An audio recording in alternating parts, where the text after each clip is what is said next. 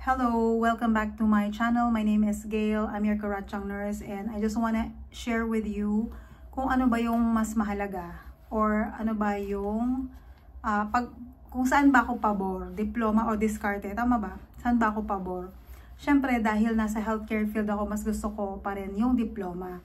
Yung diskarte, para siyang para siyang palamuti. Ano ko ba sasabihin? Para siyang partner siya ng diskarte, yung pagkakaroon ng diploma. Syempre kung puro diploma lang tapos wala kang diskarte, mahirap din. So, pero very vital talaga yung diploma para sa akin kasi nasa healthcare field nga ako. Gusto ko ang mag-aalaga sa akin na doktor ay may diploma at syempre board certified. Gusto ko yung mag-aalaga sa akin na nurse ay may diploma. Gusto ko yung magtuturo sa akin sa kolehiyo ay may diploma. Gusto ko yung magtuturo sa mga anak ko ay may diploma. So, mahalaga talaga yung diploma. Yung diskarte, hindi ko dinidiscount yung fact na mahalaga din yung may diskarte. Kaya lang, kung ang pagbabasihan is yung kailangan sa pang-araw-araw na pamumuhay, for example, katulad ganyan sa pag-aaral ng mga anak mo, sa healthcare, at sa kung saan-saan pang sangay or area ng life natin, kung hindi certified or hindi nakapag-aral yung mga taong magpo-provide ng healthcare, medyo matatakot ako. Okay? Pero tulad nga ng sinabi ko, hindi ko din dinidiscount yung fact na maraming umasenso doon sa mga taong madiskarte talaga. Okay?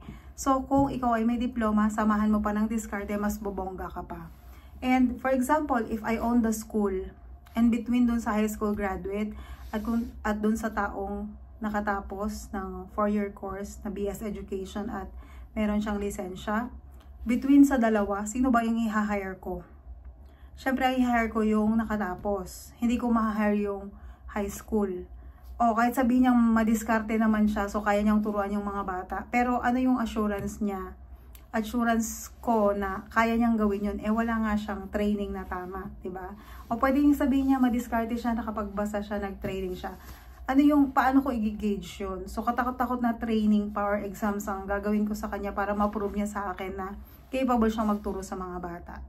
So, ano ba yung basis niya para sabihin na capable siya? Ano yung mga sources niya? Ano yung mga libro niyang ginamit? Diba, parang ang hirap naman nun. So, bottom line, importante talaga yung diploma. Yung diskarte, yan ay kailangan ng bawat isang tao. Kahit nakatapos ka o hindi, kailangan mo talagang maging madiskarte para may marating ka sa buhay. Pero yung diploma talaga, vital yan sa bawat area. Paano ko ba sasabihin? Ang gulo-gulo ko, pero ang point ko dun is, hindi ko pwedeng hindi paboran ang diploma. Hindi pwedeng puro diskarte lang. Yung pagiging doktor, halimbawa, operahan ka, kailangan tanggalin yung appendix mo. Ano ba? Kailangan tanggalin yung appendix mo kasi sumasakit ang tiyan mo. Kaya di mo ipapatanggal yan doon basta madiskarteng tao. Diba? Ay, hindi ko alam paano magpapatanggal yan. Siyempre, doon sa lisensyadong surgeon ko ipapatanggal, diba? So, please lang, sana po, kung magtuturo kayo ng diskarte sa mga tao, or especially sa mga kabataan, ituro nyo po yun. Maganda po yun na maging madiskarte ang mga kabataan, pero wag nyo pong i-discount yung fact na importante yung diploma. Importante na meron silang matapos. Kasi mas may laban sila sa buhay. Paano kung hindi naman sila, halimbawa, may mga tao talagang hindi mahilig magbenta. Hindi mahilig magbenta. So, paano pag hindi sila mahilig magbenta tapos hindi sila nakatapos, paano na sila magkakaroon ng income, di ba? So, yun lang, mag-create ako ng video with statistics siguro, maghahanap ako, mag-research ako to prove to you how important education is. Na hindi pwedeng puro diskarte lang. Yun. So, kasi ngayon hindi ko siya may pagtanggol. Ang tangi ko lang basis is yung kung ano yung nakikita ko sa paligid, kung ano yung personal experiences ko. At based dun sa circle ko lang, ay mas nakikita kong nakakaangat sa buhay yung mga may diploma kaysa dun sa mga puro diskarte. Or sabihin na natin, walang diploma.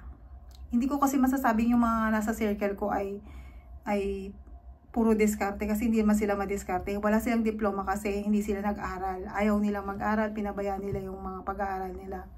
Yun kasi yung nasa circle ko. So, hindi ko talaga masasabi. As of now, wala akong proof or wala akong makitang statistics that proves na pagka wala kang diploma at puro diskarte ka lang ay masa-asenso ka kumpara dun sa mga may diploma. Ngayon, diploma at diskarte, mas better. Yun po yung stand ko. Pero, see you next time. Try ko pong i-discuss po ulit ito. Bye! Thank you!